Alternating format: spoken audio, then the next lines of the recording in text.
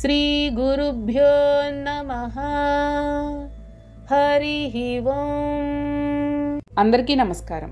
హే జనార్దన, సర్గ ప్రతిసర్గ వంశ మన్వంతర వంశానుచరితములన్నింటినీ విస్తారపూర్వకంగా వర్ణించండి అని పరమేశ్వరుడు ప్రార్థించాడు. ఖగవాహనుడు కాలకంఠాదులకిలా చెప్పసాగాడు. పరమేశ్వర, సర్గాదులతో పాటు సర్వ పాపాలను నశింపచేయు సృష్టి స్థితి ప్రళయ స్వరూపమైన విష్ణు భగవానుని సనాతన క్రీడను కూడా వర్ణిస్తాను, వినండి. సర్గ అంటే సృష్టిలో ఒక దశ, ఒక మెట్టు అని అర్థం. నారాయణ రూపంలో ఉపాసింపబడుతున్న ఆ వాసుదేవుడే ప్రకాశ స్వరూపుడైన, అనగా కనపడుతున్న పరమాత్మ, పరబ్రహ్మ, దేవాది దేవుడు. సృష్టి స్థితి లయాలకు కర్త ఆయనే. ఈ దృష్టాదృష్టమైన జగత్తంతా ఆయన వ్యక్తావ్యక్తమైన స్వరూపమే. ఆయనే కాలరూపుడు, పురుషుడు. బాలురు బొమ్మలతో క్రీడించినట్లుగా ఆయన లోకంతో క్రీడిస్తాడు.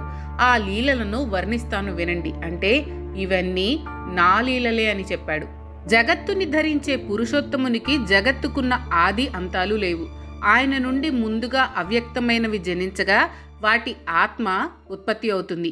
అవ్యక్త ప్రకృతి నుండి బుద్ధి, బుద్ధి నుండి మనస్సు, మనస్సు నుండి ఆకాశం, ఆకాశం నుండి వాయువు, వాయువు నుండి తేజం, తేజం నుండి జలం, జలం నుండి పృథ్వీ పుట్టాయి. పరమేశ్వర, దీని తర్వాత ఒక బంగారు గుడ్డు పుట్టింది. పరమాత్మ స్వయంగా అందులో ప్రవేశించి సర్వప్రథమంగా తానొక శరీరాన్ని ధరిస్తాడు.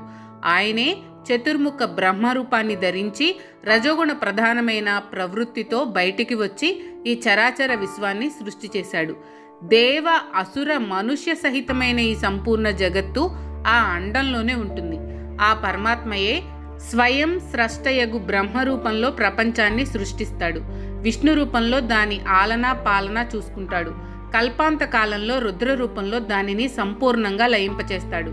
సృష్టి సమయంలో ఆ పరమాత్మయే వరాహ రూపాన్ని ధరించి జలమగ్నమైన భూమిని తన కొమ్ముతో తేల్చి ఉద్ధరిస్తాడు. శంకర, ఇక దేవాదుల సృష్టి యొక్క వర్ణనను సంక్షిప్తంగా తెలియజేస్తాను. అన్నింటికన్నా ముందు ఆ పరమాత్మ నుండి మహత్తత్వం సృష్టింపబడుతుంది. 2వ సర్గలో పంచతన్మాత్రల, అనగా రూప రస గంధ స్పర్శ శబ్దముల ఉత్పత్తి జరుగుతుంది. దీన్నే భూత సర్గ అంటారు. వీటి ద్వారానే పంచమహాభూతాలైన నేల, నీరు, నిప్పు, గాలి, నింగి సృష్టించబడతాయి. 3వది వైకారిక సర్గ. కర్మేంద్రియాలు, జ్ఞానేంద్రియాలు ఈ దశలోనే పుడతాయి కాబట్టి దీన్ని ఐంద్రిక సర్గయని అంటారు. బుద్ధి దశ కూడా అదే అవుతుంది కాబట్టి దీన్ని ప్రాకృత సర్గయని కూడా అంటారు. 4వది ముఖ్య సర్గ. పర్వతాలు, వృక్షాలు మానవ జీవనంలో ముఖ్య పాత్రను పోషించాలి. అవి సృష్టించబడే సర్గ కాబట్టి దానికి ఆ పేరు వచ్చింది. 5వది తిర్యక్ సర్గ. పశుపక్ష్యాదులు ఈ సర్గలో పుడతాయి. తర్వాత 6వ సర్గలో దేవతలు, 7వ సర్గలో మానవులు సృష్టించబడతారు. వీటిని క్రమంగా ఊర్ధ్వ శ్రోత, అర్వాక్ శ్రోత సర్గలంటారు. దేవతల కడుపులో పడిన ఆహారం పైకి, మానవులది కిందికి చరిస్తాయి. 7వ సర్గ మానుష సర్గ. 8వది అనుగ్రహ నామకమైన సర్గ. ఇది సాత్విక తామసిక గుణ సంయుక్తం. ఈ 8 సర్గలలో 5 వైకృతాలని, 3 ప్రాకృత సర్గలని చెప్పబడుతున్నాయి. అయితే 9వదైన కౌమార నామక సర్గలో ప్రాకృత వైకృత సృష్టులు 2 చేయబడతాయి. రుద్రాది దేవతలారా, దేవతల నుండి స్థావరాల వరకు 4 ప్రకారాల సృష్టి జరుగుతుంది. సృష్టి చేసేటప్పుడు బ్రహ్మ నుండి ముందుగా మానసపుత్రులు ఉత్పన్నులయ్యారు. తర్వాత దేవ, అసుర, పితృ, మనుష్య సర్గ చతుష్టయం వచ్చింది. అప్పుడు పరమాత్మ జల సృష్టి కార్యంలో సంలగ్నుడైనాడు. సృష్టి కర్మలో మునిగి ఉన్న ప్రజాపతి బ్రహ్మ నుండి తమోగుణం పుట్టుకొచ్చింది కాబట్టి ఆయన జంగల నుండి రాక్షసులు పుట్టుకొచ్చారు. శంకర, అప్పుడు ఆయన తమోగుణయుక్తమైన శరీరాన్ని విడిచిపెట్టగా ఆ తమోగుణపు ముద్ద రాత్రిగా మారి నిలబడిపోయింది. యక్షులకి, రాక్షసులకి అందుకే రాత్రి అంటే చాలా ప్రీతి. తర్వాత బ్రహ్మ యొక్క సత్వగుణ మాత్ర వల్ల ఆయన ముఖం నుండి దేవతలు ఉద్భవించారు. తర్వాత ఆయన సత్వగుణయుక్తమైన శరీరాన్ని కూడా వెడనాడుగా దాని నుండి పగలు పుట్టింది. దేవతలకు పగలు ప్రీతిపాత్రం. తర్వాత బ్రహ్మ యొక్క సాత్విక శరీరం నుండి పితృగణాలు ఉద్భవించాయి. బ్రహ్మ ఆ సాత్విక శరీరాన్ని వదిలిపోయినప్పుడు అది సంధ్యగా మారింది. ఈ సంధ్య పగటికి రాత్రికి మధ్య వచ్చే సమయం. తదనంతరం బ్రహ్మ యొక్క రజోమయ శరీరం నుండి మానవులు పుట్టారు. ఆయన ఆ శరీరాన్ని పరిత్యజించినప్పుడు అది జ్యోత్స్న అనగా ప్రభాతకాలంగా మారింది. అదే ఉదయ సంధ్య. ఈ రకంగా జ్యోత్స్న, పగలు, సంధ్య, రాత్రి అనేవి బ్రహ్మ శరీర సంభూతాలు. తర్వాత బ్రహ్మ రజోగుణమయ శరీరం నుండి క్షుధ, క్రోధం జనించాయి. పిమ్మట బ్రహ్మ నుండే ఆకలి దప్పులు అతిగా కలవారు, రక్తమాంస సేవనులు నగు రాక్షసులు, యక్షులు పుట్టుకొచ్చారు.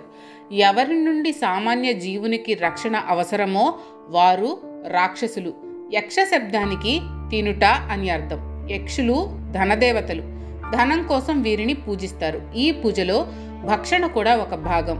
ఈ భక్షణ వల్ల వీరిని యక్షులు అంటారు. ఆ తర్వాత బ్రహ్మ కేశాల నుండి సర్పాలు, క్రోధం నుండి భూతాలు పుట్టాయి. చురుకైన కదలికను సర్పణము అంటారు. తర్వాత బ్రహ్మలో కలిగిన క్రోధ గుణవాసన పాములకు తగిలింది. అందుకే వాటికి క్రోధం ఎక్కువ. తర్వాత బ్రహ్మ నుండి పాట పాడుతూ, నాట్యమాడుతూ కొన్ని ప్రాణులు నిర్గమించాయి. పాడేవారు గంధర్వులు కాగా ఆడేవారు అచ్చరలయ్యారు. తర్వాత ప్రజాపతి అయిన బ్రహ్మ వక్షస్థలం నుండి స్వర్గము, ద్యులోకము పుట్టాయి. ఆయన ముఖం నుండి అజము అంటే మేక, ఉదరం నుండి గోవు, పార్శ్వాల నుండి ఏనుగు, గుర్రము, మహిషము, ఒంటె, తోడేలు జాతులు పుట్టాయి. ఆయన రోమాల నుండి ఫల, పుష్ప, ఔషధ జాతి వృక్షాలు ఉద్భవించాయి. తర్వాత 7 రకాల జంతువులు పుట్టాయి. అవి క్రమంగా పులి వంటి హింస్రకాలు, పశువులు, ఇవి ఒక దశలో 2 గోళ్ల గిట్టల జంతువులు, నీటి క్షీరదాలు, కోతి జాతి, పక్షులు, ఉభయచరాలు, సరీసృపాలు లాంటివి. బ్రహ్మ యొక్క పూర్వాది 4 ముఖాల నుండి క్రమంగా ఋగ్యజు, సామ, అధర్వేదాలు జన్మించాయి. ఆయన ముఖం నుండి బ్రాహ్మణులు, భుజాల నుండి క్షత్రియులు, ఊరువుల నుండి వైశ్యులు, పాదాల నుండి శూద్రులు ఉత్పన్నులైనారు. వెంటనే బ్రహ్మ వారిలో ఉత్తములైన బ్రాహ్మణులకు బ్రహ్మలోకాన్ని, క్షత్రియులకు ఇంద్రలోకాన్ని, వైశ్యులకు వాయులోకాన్ని, శూద్రులకు గంధర్వలోకాన్ని నివాసాలుగా నిర్ధారణ చేశాడు. ఆయనే బ్రహ్మచారులకు బ్రహ్మలోకాన్ని, స్వధర్మ నిరతులై గృహస్థాశ్రమాన్ని నిర్వహించిన వారికి ప్రాజాపత్యలోకాన్ని, వానప్రస్థులకు సప్తర్షిలోకాన్ని, సన్యాసులకు పరమ తపోనిధులకు అక్షయలోకాన్ని, ప్రాప్త్యలోకాలుగా నిర్ధారణ చేశాడు. శంకర, ప్రజాపతి బ్రహ్మ పరలోకంలో నివసించే మానస ప్రజా సృష్టి తర్వాత నరలోక సృష్టి విస్తారాన్ని గావించే మానస పుత్రుల వైపు దృష్టి సారించాడు.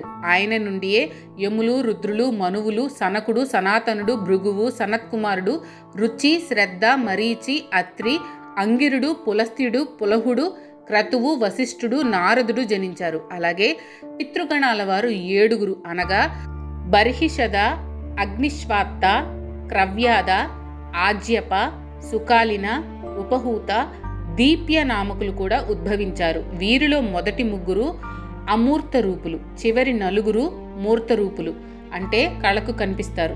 కమల గర్భుడైన బ్రహ్మ దక్షిణ అంగుష్టం అంటే కుడి బొటన వ్రేలు నుండి ఐశ్వర్య సంపన్నుడైన దక్ష ప్రజాపతి, ఎడమ బొటన వ్రేలు నుండి ఆయన భార్య పుట్టారు. వీరికి శుభలక్షణ అయిన ఎందరో కన్యలు పుట్టగా వారిని బ్రహ్మ మానస పుత్రులకు దక్ష ప్రజాపతి సమర్పించాడు. సతీదేవి అను పుత్రికను రుద్రునకిచ్చి పెండ్లి చేయగా వారికి పెద్ద సంఖ్యలో మహాపరాక్రమశాలురైన పుత్రులు పుట్టారు. దక్షుడు ఒక అసాధారణ రూపవతి, సుందర సులక్షణ లక్షిత జాతయగు తన ఖ్యాతి అను కూతురుని భృగు మహర్షికిచ్చి పెళ్లి చేశాడు. వారికి ధాత, విధాత అను కొడుకులు, శ్రీ అను కూతురు కలిగారు. ఈ శ్రీనే హరి వరించి శ్రీహరి అయ్యాడు. వారికి బల, ఉన్మాదులను కొడుకులు కలిగారు. మహాత్ముడైన మనువుకి ఆయతి, నియతి అను 2 కన్యలు పుట్టగా వారిని భృగుపుత్రులైన ధాత, విధాతలకిచ్చి పెళ్లి చేశాడు. వారికి ప్రాణుడు, మృకండు పుట్టారు. నియతి పుత్రుడైన మృకండుని కొడుకే మహానుభావుడు, మహర్షి అయిన మార్కండేయుడు. మరీచి, సంభూతిలకు పౌర్ణమాసుడు అను పుత్రుడు జన్మించాడు. ఆ మహాత్ముని పుత్రులు విరజుడు, సర్వగుడు. అంగిరామునికి దక్షకన్య స్మృతి ద్వారా ఎందరో పుత్రులు సినీవాలి, కుహు, రాక, అనుమతి నామక కన్యలు కలిగారు. అనసూయకు అత్రి ద్వారా చంద్రుడు, దుర్వాసుడు, దత్తాత్రేయుడు కలిగారు. పులస్త్యునికి ప్రీతి ద్వారా దత్తోలుడు అను పుత్రుడు పుట్టాడు. పులహ ప్రజాపతికి క్షమయను పత్ని ద్వారా కర్మశుడు, అర్ధవీరుడు, సహిష్ణువు అను పుత్రులు ఉద్భవించారు. క్రతువుకి పత్ని సుమతి ద్వారా 6000 మంది వాలకిల్య ఋషులు ఉద్భవించారు. వీరంతా ఊర్ధ్వరేతస్కులు, బొటని వ్రేలి పరిమాణం వారు, సూర్యునంత తేజసంపన్నులు. వశిష్ఠునికి పత్ని ద్వారా ఊర్జాద్వారారజుడు, గాత్రుడు, ఊర్ధ్వబాహుడు, శరణుడు, అనగుడు, సుతపుడు, శుక్రుడు అను మహర్షులు ఉదయించారు. వీరిని సప్త మహర్షులు అంటారు. ఈయన శ్రీరామ గురువు వశిష్ఠుడు కాదు. శివశంకర, దక్ష ప్రజాపతి తన కూతురైన స్వాహాను అగ్నిదేవునికిచ్చి వివాహం చేయగా వారికి పావక, పవమాన, శుచులు అను పుత్రులు పుట్టారు. వీరే త్రేతాగ్నులు, పరమ ఓజస్వులు. వీరు దక్షకన్య అయిన స్వదకు మేనా, వైతరిణి అను కూతుళ్ళు పుట్టారు. వారు బ్రహ్మవాదినులు. మేనాకు హిమవంతుని ద్వారా మైనాకుడను పుత్రుడు, గౌరీనామంతో ప్రసిద్ధి చెందిన పార్వతీదేవి అను కన్య జన్మించారు. ఈమెయే పూర్వజన్మలో సతీదేవి. అప్పుడు బ్రహ్మయే స్వయంగా తనంతటి వాడైన స్వయంభువ మనువుకు జన్మనిచ్చి అతనిని ప్రజాపాలన కార్యంలో నియోగించాడు. సర్వ వైభవ సంపన్నుడైన స్వయంభువ మను మహారాజు తన అఖండ తపఃఫలంగా పరమశుద్ధ తేజస్విని, తపస్విని అయిన శతరూపాదేవిని భార్యగా పొందాడు. వారికి ప్రియవ్రతుడు, ఉత్తానపాదుడు అను కొడుకులు, ప్రసూతి, ఆకూతి, దేవహూతి అను కూతుళ్ళు కలిగారు. ఆడపిల్లలు ముగ్గురిని క్రమంగా రుచి ప్రజాపతికి, దక్ష ప్రజాపతికి, కర్దమమునికి ఇచ్చి వివాహం జరిపించారు.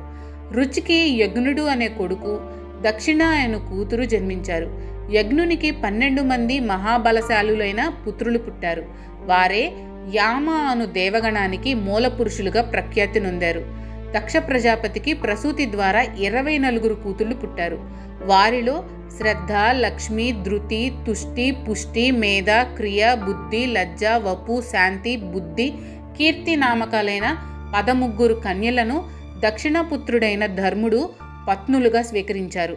తర్వాత ఖ్యాతి, సతి, సంభూతి, స్మృతి, ప్రీతి, క్షమ, సన్నతి, అనసూయ, ఊర్జ, స్వాహ, స్వధ అను పేర్లు గల 11 కన్యలను దక్ష ప్రజాపతి క్రమంగా భృగు మహర్షి, పరమశివుడు, మరీచి, అంగిరా మహర్షి, పులస్త్యుడు, పులహుడు, క్రతువు, అత్రి, వశిష్ఠుడు, అగ్ని, పితరుడు అను ప్రసిద్ధులకిచ్చి వివాహం చేశాడు. వీరిలో శ్రద్ధకు కాముడు, లక్ష్మికి దర్పుడు, ధృతికి నియముడు, తుష్టికి సంతోషి, పుష్టికి లోబుడు, మేధకు సురుతుడు, క్రియకు దండలయ, వినయులు, బుద్ధికి బోధుడు, లజ్జకు వినయుడు, వపుకి వ్యవసాయ, శాంతికి క్షేమ, బుద్ధికి సుఖ, కీర్తికి యశ అను వారలు పుట్టారు.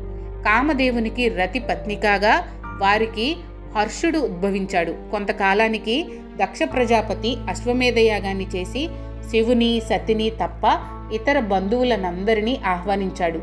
తండ్రి పిలవకపోయినా ఆ యజ్ఞానికి విచ్చేసిన సతి తన తండ్రి తిరస్కారాన్ని, తనకు జరిగిన అవమానాన్ని తట్టుకోలేక ఆ దక్షయజ్ఞ వాటికలోనే ప్రాణత్యాగం చేసింది. ఆ సతియే మరుసటి జన్మలో హిమవత్ పుత్రికగా పుట్టి పరమశివుని చేపట్టి గణేశునికి, దేవసేనానికి తల్లి అయి లోకారాధ్య అయింది. అక్కడ దక్షయజ్ఞంలో తన సతి బలి అయిపోయినందుకు క్రుద్ధుడైన భృంగీశ్వర పినాక పాణి శంకర భగవానుడు దిగివచ్చి ఆ యజ్ఞాన్ని ధ్వంసం చేసి దక్షుణ్ణి మానవుడిగా ధ్రువవంశంలో పుట్టమని శపించాడు. శివాది దేవతలారా, ఉత్తానపాదునికి 2 భార్యలు, సురుచి, సునీతి. వారిలో సురుచికి ఉత్తముడు, సునీతికి ధ్రువుడు పుట్టారు. వారిలో ధ్రువుడు చిన్నతనంలోనే నారద మహర్షి కృప వల్ల ప్రాప్తించిన ఉపదేశానుసారం దేవాదిదేవుడైన జనార్దనుణ్ణి ఆరాధించి ఆయన దర్శన భాగ్యాన్ని పొందాడు. ఆ తర్వాత పెద్దకాలం పాటు మహారాజుగా, మనిషిగా బాధ్యతలను నిర్వర్తించి దేహాంతంలో విశ్వంలోనే కాంతివంతమైన నక్షత్రంగా ఉత్తమ స్థానంలో నిలిచాడు. ధ్రువుని కొడుకు శ్లిష్టుడు. ఆ తర్వాత ఆ వంశంలో పరంపరగా ప్రాచీన బర్హి, ఉదారది, దివంజయుడు, రిపుడు, చాక్షుషుడు, రురు, అంగుడు, వేణుడు రాజ్యం చేశారు. ఈ వేణుడు నాస్తికుడు, ధర్మభ్రష్టుడు, పొగరుబోతు, మహర్షులను, పూజ్యులను దారుణంగా అవమానించేవాడు. దేశం పాడైపోతూ ఉండడంతో మరో దారి లేక మహర్షులంతా కుశాఘాతాలతో వానిని చంపేశారు. రాజ్యం అరాచకం కాకుండాను విష్ణు మానస పుత్రుని కోసము ప్రయత్నాలు చేయసాగారు. ముందు వేణుని శరీరం కాస్త వెచ్చగా ఉండగానే అతని ఊరు భాగాన్ని మంత్రసహితంగా మదనం చేయగా ఒక పుత్రుడు ఉదయించాడు. అతడు నల్లగా అతి చిన్న పరిమాణంలో ఉండడంతో అతనిని ఇక్కడే ఉండు అనే భావంతో నిషీద అన్నారు. ఈ శబ్దం వల్ల అతని పేరు నిషాదుడిగా స్థిరపడిపోయింది. అనంతర కాలంలో అతడు కొండల మీదకి వెళ్ళిపోయాడు. తర్వాత మునులంతా కలిసి తమ తపశ్శక్తిని వినియోగించి శ్రీహరిని జపిస్తూ వేణుని కుడి చేతిని మదించగా అక్కడి నుండి విష్ణువే పృథునామంతో అవతరించాడు. ఆయన ప్రజానురంజకమైన పరిపాలనను చేయడమే కాక వారి కోసం పృథ్విని పితికి సమస్త ద్రవ్యాలను రాబట్టి ప్రజలను ఐశ్వర్యవంతులను చేశాడు. పృథువు తర్వాత వంశానుగతంగా అంతర్ధానుడు, హవిర్ధానుడు, ప్రాచీన బర్హి రాజులయ్యారు. ఈ ప్రాచీన బర్హి లవణ సముద్రపుత్రి అయిన సాముద్రిని పెళ్లాడి 10 మంది పుత్రులను కన్నాడు. వారందరూ ప్రాచేతస నామంతో ప్రసిద్ధులై ధనుర్వేదంలో నిష్ణాతులై లోకంలో ధనుర్ధారులను తయారు చేశారు. ధర్మాచరణ నిరతులై ప్రజలను కాపాడారు. తర్వాత 10,000 సంవత్సరాల పాటు నీటి అడుగున కఠోర తపస్సు చేసి తత్ఫలితంగా ప్రజాపతి పదవిని, వరప్రసాది అయిన మారిషయను దివ్య స్త్రీని భార్యగాను పొందారు. శివుని చేత శపింపబడిన దక్షుడు ఈ మారిషకే కొడుకుగా పుట్టాడు. దక్షుడు ముందు 4 రకాల మానసపుత్రులను సృష్టించాడు. కానీ శివుని శాపం వల్ల వారు అభివృద్ధి చెందలేదు. అప్పుడు దక్ష ప్రజాపతి స్త్రీ పురుష సంయోగంపై ఎక్కువగా దృష్టిని పెట్టి సృష్టిని పెంచాల్సి వచ్చింది. ఆయన వీరణ ప్రజాపతి కూతురైన ఆసక్తి అను సుందరిని పెళ్లాడి 1000 మంది పుత్రులను కన్నాడు. కానీ వారంతా నారద మహర్షి ఉపదేశం మేరకు గృహస్థ జీవన విముఖులై పృథ్వీ యొక్క హద్దులను చూసి వస్తామని పోయి మరి రాలేదు. దక్షుడు మరలా 1000 మంది పుత్రులను కని సృష్టిని కొనసాగించాడు. వారు శబలాస్వ నామంతో ప్రసిద్ధులయ్యారు. కానీ వారు నారదుని బోధనలను విని సన్యాసులైపోయారు. ఈ మారు దక్షుడిక కోపం పట్టలేక నారదుణ్ణి మర్త్యలోకంలో జనించాలని శపించాడు. అందువల్ల నారదుడు కశ్యప పుత్రునిగా పుట్టాల్సి వచ్చింది. ఈ మారు దక్ష ప్రజాపతి అసిక్ని అను భార్య ద్వారా 60 మంది అందమైన కన్యలను ఉత్పన్నం చేసి వారిలో 2 అంగిరా మహర్షికి, 2 కన్యలను కృషాశ్వునికి, 10 మందిని ధర్మునికి, 14 కశ్యపునికి, 28 చంద్రునికి ఇచ్చి వివాహం చేశాడు. ఓ మహాదేవ! ఆ తరువాత దక్షుడు మనోరమ, భానుమతి, విశాల, బహుదా అను 4 కన్యలను అరిష్టనేమికిచ్చి వివాహం గావించాడు. ధర్ముని పత్ని విశ్వ ద్వారా విశ్వేదేవులు, కశ్యప పత్ని సాధ్య ద్వారా సాధ్యగణాల వారు జన్మించారు. మరుద్వతి ద్వారా మరుత్వంతుడు, వసు ద్వారా అష్టవసువులు ఆవిర్భవించారు. శంకరదేవ, భానుకి 12 భానులు, ముహూర్తకు ముహూర్తులు జన్మించారు. లంబ నుండి ఘోషులు, యామి ద్వారా నాగవీధి జన్మించారు. ధర్ముని పత్నులలో చివరిదైన సంకల్ప ద్వారా సర్వాత్మకుడైన సంకల్పుడు రూపాన్ని ధరించాడు. ఆపసుడు, ధ్రువుడు, సోముడు, ధరుడు, అనిలుడు, అనలుడు, ప్రత్యూషుడు, ప్రభాసుడు, అష్టవసువులు, వీరిలో మొదటి దేవతకు వేతుండి, శ్రమ, శ్రాంత, ధ్వని అనే కొడుకులు పుట్టారు. భగవంతుడైన కాలపురుషుడు ధ్రువపుత్రునిగా అవతరించాడు. వర్చమహర్షి సోమపుత్రుడు ఆ దేవుని దయవల్లే మనిషి వర్చస్వి అవుతాడు. ధరుడు అను వసువు, కుమనోహరయ అను దేవకన్య ద్వారా ద్రుహిణహుత, హవ్యవహ, శిశిర, ప్రాణ, రమణ నామకులైన పుత్రులు కలిగారు. అనిల పత్ని పేరు శివ.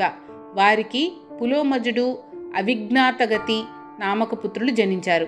అనల అంటే అగ్నిపుత్రుని పేరు కుమారుడు. ఇతడే రెల్లువనంలో అవతరించిన కుమారస్వామి. కృత్తికలచే పాలింపబడి కార్తికేయుడైనాడు. ఈయన తర్వాత శాఖ, విశాఖ, నైగమేయులు అనులునికి కలిగారు. దేవల మహర్షి ప్రత్యూష వసువు పుత్రుడు. విఖ్యాత దేవశిల్పి విశ్వకర్మ ప్రభాస వసునందనుడు. విశ్వకర్మకు 4 మహాబల పరాక్రమవంతులైన కొడుకులు పుట్టారు. వారే అజైకపాదుడు, అహిర్బుధ్నుడు, త్వష్ట, రుద్రుడు. త్వష్ట పుత్రుడే మహాతపస్వి అయిన విశ్వరూప మహర్షి. రుద్ర నందనులైన హర, బహురూప, త్రేంబక, అపరాజిత, వృషాకపి, శంభు, కపర్ది, రైవత, మృగవ్యాధ, శర్వ, కపాలి నామకులు ఏకాదశ రుద్రులుగా శంకరాంశ సంభూతులై 3 లోకాలకు అధిపతులైనారు. కశ్యప పత్ని అదితి పుత్రులు విష్ణు, శక్ర, అర్యమ, ధాత, త్వష్ట, పూష, వివస్వాన్, సవిత, మిత్ర, వరుణ, అంశుమాన్, భగనామధేయులై ద్వాదశాదిత్యులుగా వెలిగి లోకాలను వెలిగిస్తున్నారు. రోహిణి మున్నగు 27 నక్షత్ర కన్యలను దక్షుడు చంద్రునికిచ్చి వివాహం చేశాడు. దితి కడుపున హిరణ్యాక్ష, హిరణ్యకశిపులు, సింహిక అను కూతురు పుట్టారు. ఆమె పెళ్లి విప్రచిత్తితో జరిగింది. హిరణ్యకశిపునికి అనుహ్రాద, హ్రాద, ప్రహ్లాద, సంహ్రాద నామకులైన పుత్రులు జనించి హ్లాదులుగా ప్రసిద్ధి చెందారు. ముఖ్యంగా విష్ణు భక్తుడు ప్రహ్లాదుడు. సంహ్లాదునికి ఆయుష్మాన్, శిబి, వాష్కలులు పుత్రులుగా జన్మించారు. ప్రహ్లాద పుత్రుడు విరోచని, అతని పుత్రుడే బలిచక్రవర్తి. బలికి 9 కొడుకులు, వారిలో పెద్దవాడు బాణుడు. హిరణ్యాక్ష పుత్రులైన ఉత్కురుడు, శకుని, భూత సంతాపనుడు, మహానాభుడు, మహాబాహు, కాలనాభులు మహాబలశాలులు. ధనువు తనయులైన ద్విమూర్ధ, అయోముఖ, శంకర, శంకుశిర, కపిల, శంబర, ఏకచక్ర, మహాబాహు, తారక, మహాబల, స్వర్భాను, వృషపర్వ, పులోమ, మహాసుర, విప్రచిత్తులు విఖ్యాత వీరులు. స్వర్భానుని కన్య సుప్రభ, వృషపర్వుని కూతురు శర్మిష్ఠ. అతనికింకా ఉపదానవి, హయసిర అను మరో 2 శ్రేష్ఠ కన్యలున్నారు. పులోమ, కాలక, వైశ్వానర కన్యలు. ఈ పరమ సౌభాగ్యశాలినుల వివాహం మరీచిపుత్రుడైన కశ్యపునితో జరిగింది. వారికి 60,000 మంది శ్రేష్ఠులైన దానవులు పుట్టారు. కశ్యపుడు వీరిని పౌలోములని, కాలకంజులని వ్యవహరించారు. విప్రచిత్తి సింహికలకు వ్యంస, శల్య, బలవాన్, నభ, మహాబల, వాతాపి, నముచి, ఇల్వల, కస్రుమాన్, అంజక, నరక, కాలనాభులు పుట్టారు. ప్రహ్లాదుని వంశంలో నివాత, కవచ నామధారులైన దైత్యులు 200 మంది ఉదయించారు. తామ్రాకు సత్వగుణ సంపన్నులైన 6 కన్యలు పుట్టారు. వారి పేర్లు సుకి, స్యేని, భాసి, సుగ్రీవి, శుచి, గృద్రిక. వీరికి క్రమంగా చిలకలు, గుడ్లగూబలు, కాకాదులు, స్యేనాలు, భాసాలు, అశ్వాలు, ఒంటెలు, నీటి పక్షులు, గ్రద్దలు పుట్టగా వీటిని తామ్రవంశము అన్నారు.